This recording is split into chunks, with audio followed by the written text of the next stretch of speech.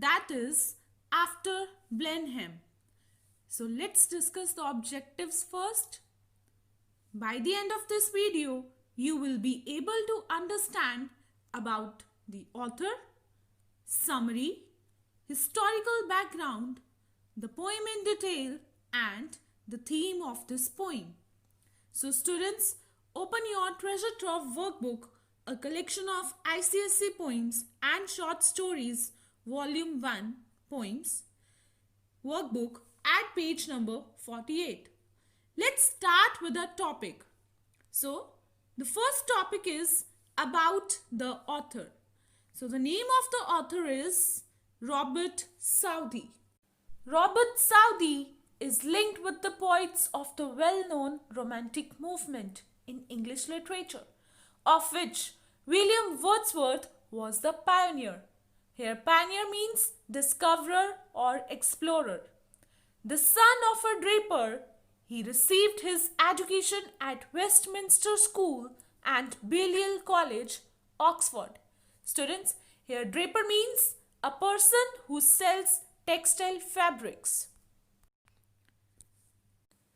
His meeting with St. Coleridge developed into friendship.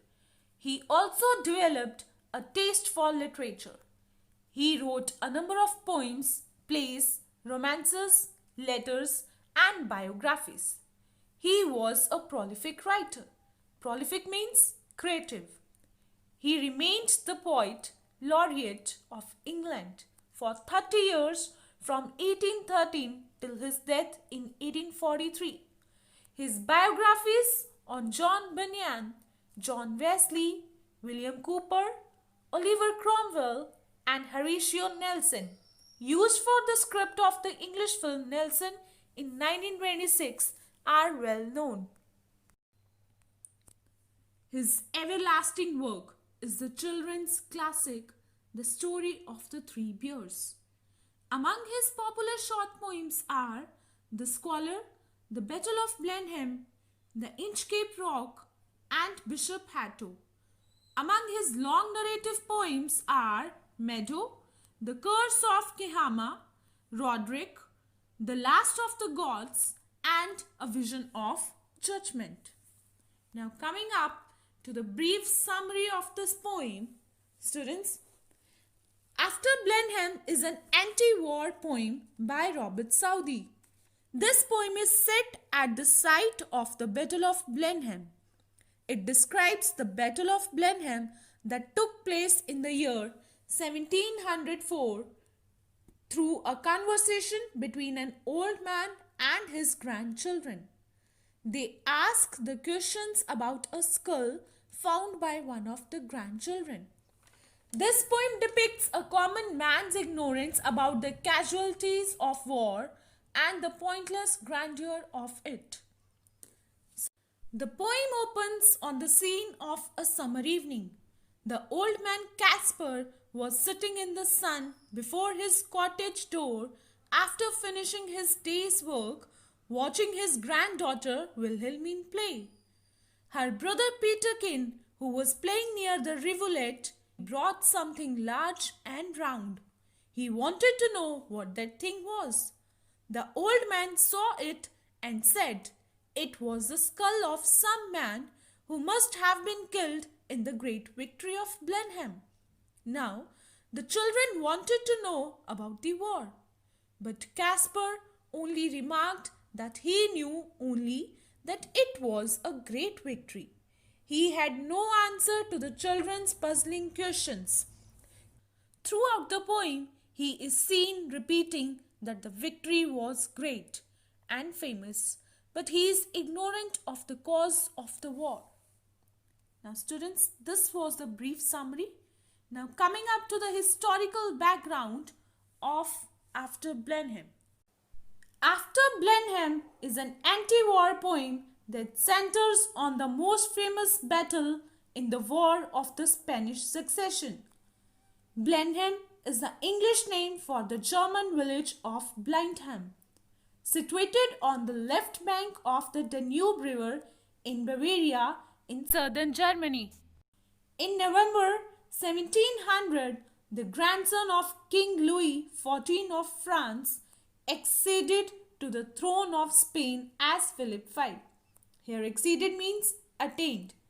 Austria and other European countries saw this development as an unfair plan of the French king to increase his power and influence. Consequently, war broke out in 1701 between Austria and France. Furthermore, England and the Netherlands allied themselves with Austria. Here, allied means linked. The German principalities of Bavaria and Cologne and the Italian principalities of Mantua and Savoy allied themselves with France. Here, principalities means a country or a state ruled by a prince. As the war progressed, Portugal and various German dominions, including Prussia and Hanover, entered the war on the side of Austria. Next, in addition, Savoy renounced its allegiance to the French and joined the anti-French coalition. Here, renounce means formally declared one's abandonment, allegiance means loyalty, and coalition means union. In 1704, the coalition defeated French and Bavarian forces at Blenheim in one of the most important battles of the war. Among the conquering heroes were England's Duke of Marlborough and Savoy's Prince Eugene. Now next, coming up to about the poem. After Blenheim by Southey brings out the horrors of war in a simple but ironic way. Ironic means sarcastic. Blenheim is a small village in Bavaria. A battle known as the Battle of Blenheim was fought in 1704 in this village between the English and the Austrians on the one side and the French on the other side. The battle resulted in a grand victory of the English under the Duke of Marlborough. In this battle, thousands of men were killed, women became widows, and children became orphans. The battle called war caused much ruin and destruction. Here, ruin means physical destruction.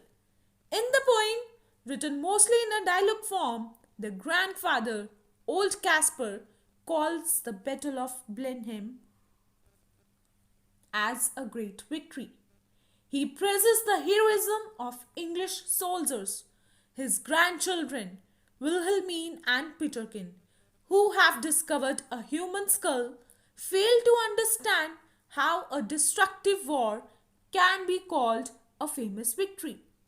The innocent searching questions of the children puzzle the old man and evoke pity for the victims and hatred for the war. Here, evoke means recall to the conscious mind. Now students, coming up to next, that is the poem in detail.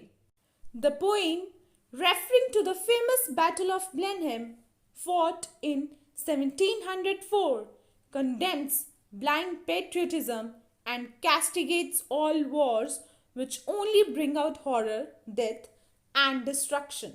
Students, here condemns means expresses complete disapproval of, and castigates means criticizes. Written as a ballad, here ballad means a poem narrating a story in short stanzas.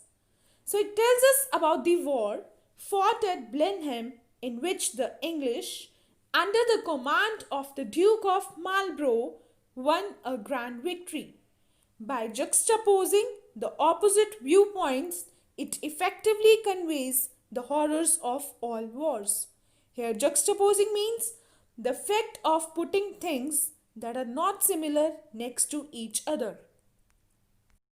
Now, students, here, the poem After Blenheim refers to the Battle of Blenheim that was fought in 1704.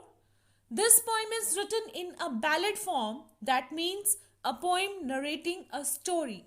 So, It tells us about the War of Blenheim, which was won by the English under the command of the Duke of Marlborough. It conveys the horrors of war and the devastated landscape by juxtaposing the opposite viewpoints of the rational and logical children and orthodox and outdated grandfather. Next.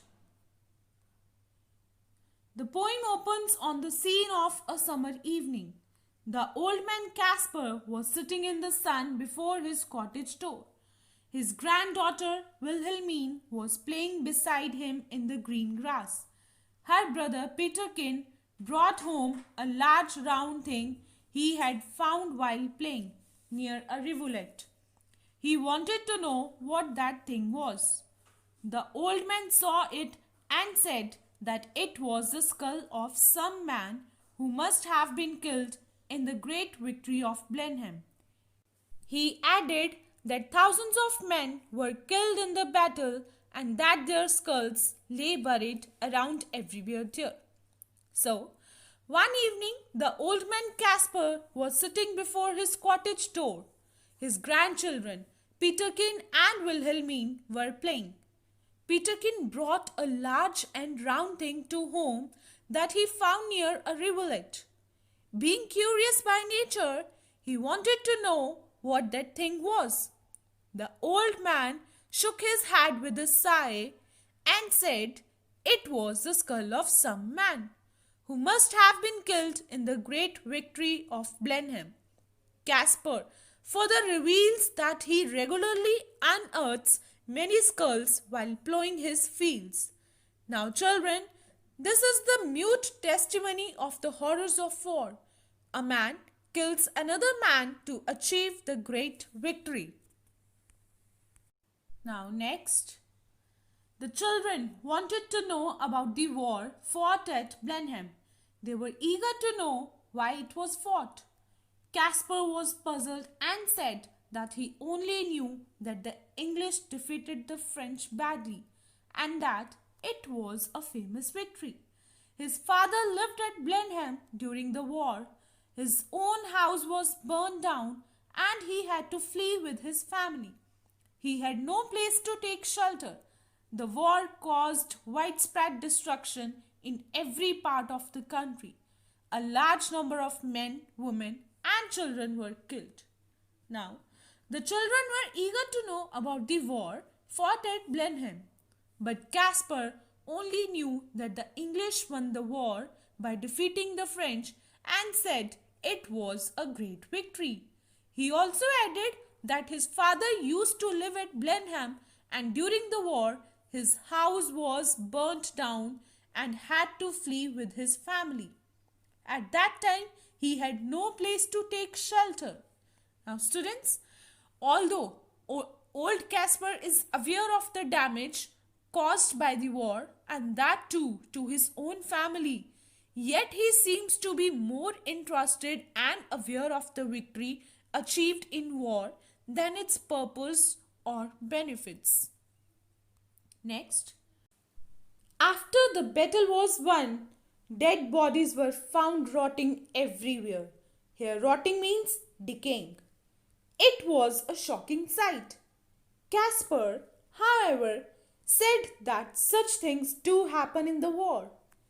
People praised the Duke of Marlborough and the Prince Eugene for having a grand victory. The little girl, Wilhelmine, could not help saying that the war was nothing but a wicked thing. Here, wicked means evil. Her grandfather, however, tried to correct her, saying with half conviction that it was a famous victory. Conviction means judgment. He again repeated what he had said about the people's acclaim of this victory and their praise of the English commanders. Here, acclaim means enthusiastic and public praise. Little Peterkin wanted to know what good came out of the war. The grandfather had no other words to say but that it was a famous victory. Now children, Casper's revealing the scene of the war reveals how horrifying the war would have been. The houses were burnt. There were civilian casualties like those of pregnant women and newborn babies and rotting corpses. But old Caspar only praised the heroes of the war, and those were the Duke of Marlborough and the Prince Eugene. On one hand is the old Caspar, whose only concern is the great victory gained at the cost of death and devastation. On the other hand are the children who do not grasp the so-called benefits of the war. That is why the little girl Wilhelmine called the war a wicked thing. Old Caspar accepts the loss of innocent lives in the Battle of Blenheim as the price of the glorious victory in the war. It seems that he has resigned himself to the fact that people do die in wars. Throughout the poem, he is seen repeating that the victory was great and famous, but he is ignorant of the cause of the war. He just goes on repeating that it was a great victory. Next. The repetition of the old man's words builds up the ironic climax. Here, climax means the most intense, exciting, or important point of something. We cannot but feel that there can be no logical reason for something as ruinous and destructive as war is. Students, here logical means sensible and ruinous means disastrous. So students, it is also ironical that the masses are lured by the leaders into believing the importance of victory in the war rather than its purpose or benefits for the common man. The irony exposes to the readers the pointlessness of war. Next is theme, and the first theme is horrors of war. After Blenheim uses an ironic structure to bring home the idea that war is horrible. Thousands of persons are killed, wounded, or maimed. Maimed means injured. Houses are burnt down. People become homeless. Men, women, and children suffer physical pain and mental anguish.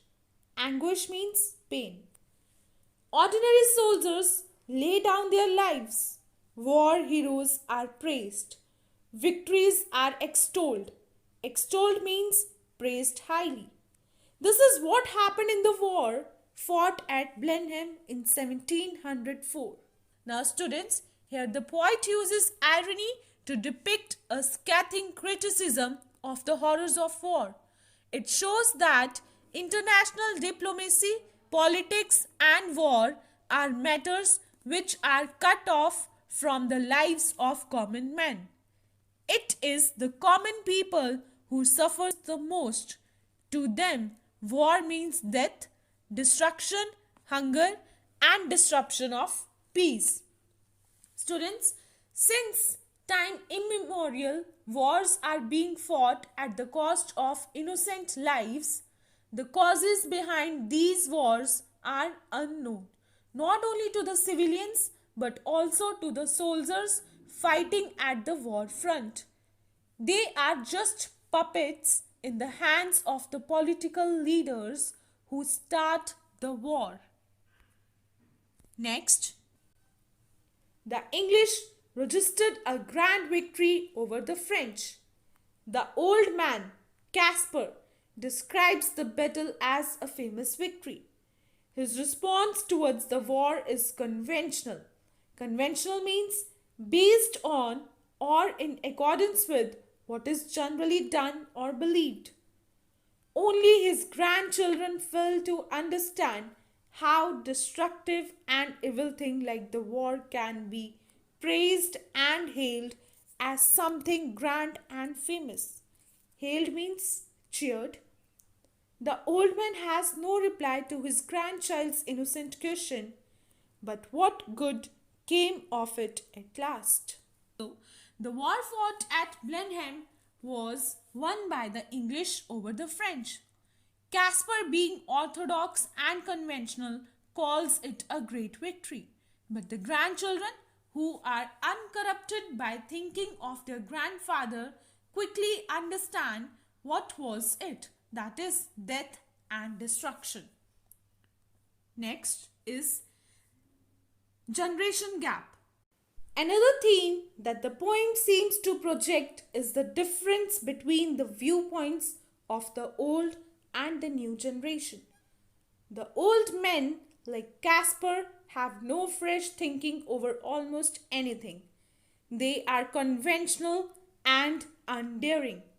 Here, conventional means based on or in accordance with what is generally done or believed, and undaring means afraid or lacking a sense of adventure. They are mostly guided by blind patriotism. On the other hand, the children's responses to all things are simple, innocent, and instinctive. Instinctive means done without conscious thought. The two children in the poem have different line of thinking. They do not understand how their grandfather could praise the war, which was totally purposeless and destructive. The poem has an open ending. The old man continues to stick to his conventional opinion of war. He has no reply to the searching questions of his little grandchildren. Students, another theme of this poem is generation gap, as it shows the difference between the viewpoints of the old and the new generation. The old man, being conventional, orthodox, and outdated, sticks to his point that the war was great. On the other hand, the children are simple, innocent, and guided by natural instincts. They have a different line of thinking. That is why both Peterkin and Wilhelmine ask Caspar the reason of the war and explain its causes. They also understand that it is foolish considering such a horrifying thing like war as something grand and great. Thus, the poem has an open ending.